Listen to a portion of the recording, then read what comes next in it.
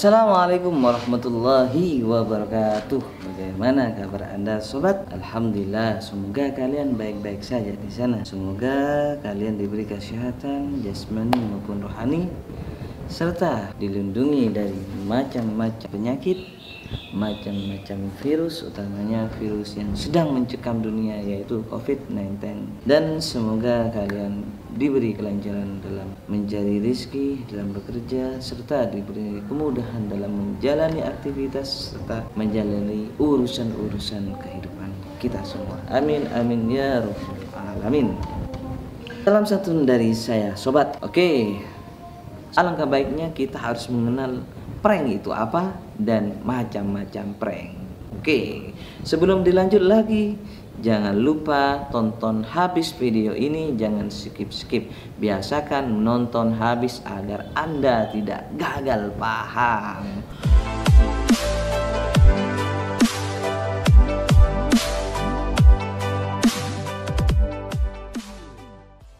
Oke, selanjutnya prank. Prank itu apa?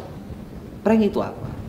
Prank itu adalah aksi dari seseorang, perbuatan dari seseorang berbentuk entah laku atau berbentuk tulisan atau berbentuk ucapan yang dia aplikasikan dengan cara unik, dengan cara menarik, dengan cara asyik, dan juga dia aplikasikan dengan cara usil, jahil, konyol, dan dengan cara juga ngerjain dengan ngibulin dan juga bohongin.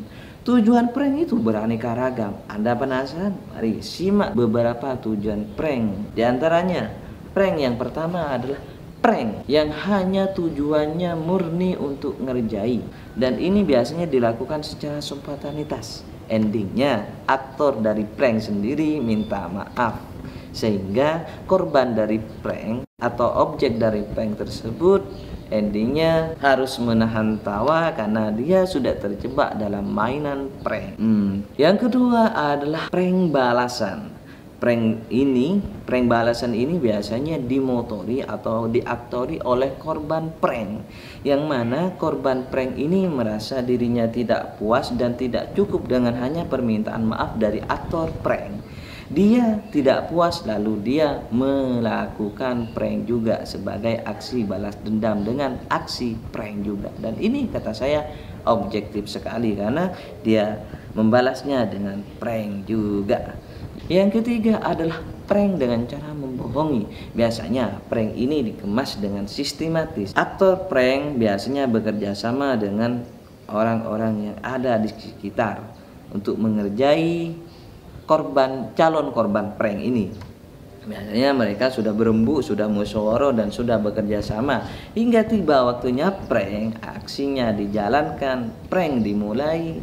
Ya, korbannya hanya satu orang, sedangkan yang lain yang ada di tempat sekitar tersebut ya memang teman-teman kawanan prank yang sudah bekerja sama. Dan ini bentuk tipuan. Semisal ini dia yang pura-pura sulap, pura-pura hebat dalam aksi sulapnya, dia mencoba menghilangkan seseorang, ternyata setelah itu orang-orang sekitarnya pura-pura tidak melihatnya. Yang keempat adalah prank dengan tujuan untuk memberi efek jerah kepada korban prank. Biasanya prank ini dilakukan oleh seseorang yang ingin mengetahui karakter seseorang. Salah satu contohnya adalah prank yang dilakukan oleh orang kaya. Untuk mendekati seorang cewek, dia harus berpura-pura jadi miskin, berpakaian kumuh, lalu dia mendekati cewek tersebut, mengajak berkenalan, mengajak bicara, minta nomor HP, tapi alih-alih tidak direspon sama sekali. Ketika prank dimulai, dia menelpon seorang temannya untuk menjemputnya dengan mobil mewahnya. Wow, si cewek pastinya terkejut. Wow, ternyata dia tidak miskin, dia hanya berpura-pura miskin. Melihat hal tersebut, sontak si cewek yang awalnya tidak merespon, acuh tidak acuh, berbalik arah menjadi merespon dan mendekati. Tapi yang namanya prank, karena sudah tahu kelihatan aslinya, si aktor prank ini berkata, maaf saya tidak suka pada cewek matri.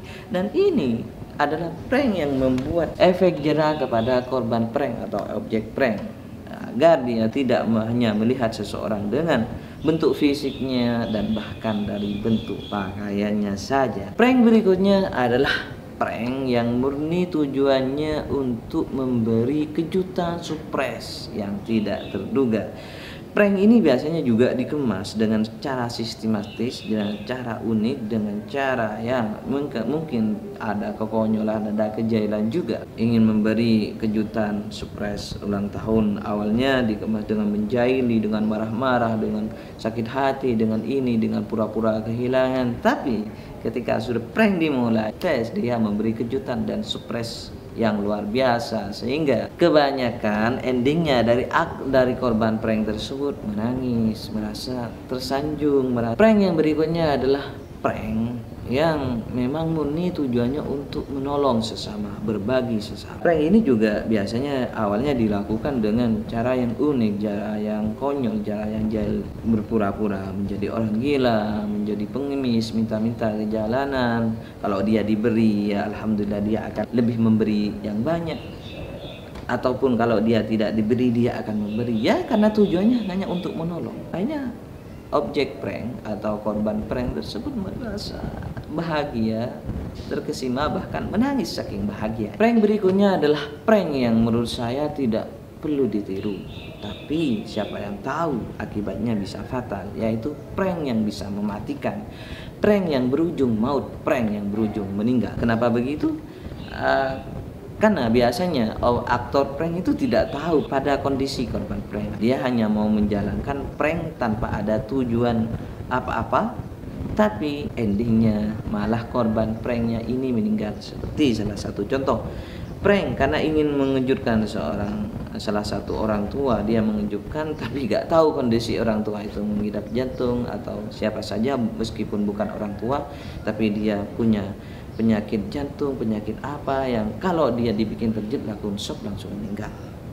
Contoh lainnya, kalau dia betul-betul terkejut, histeris, saking terkejutnya dia lari ke jalan raya tanpa menghiraukan kendaraan yang ada di jalan raya tersebut, dia tertabrak, mati dah.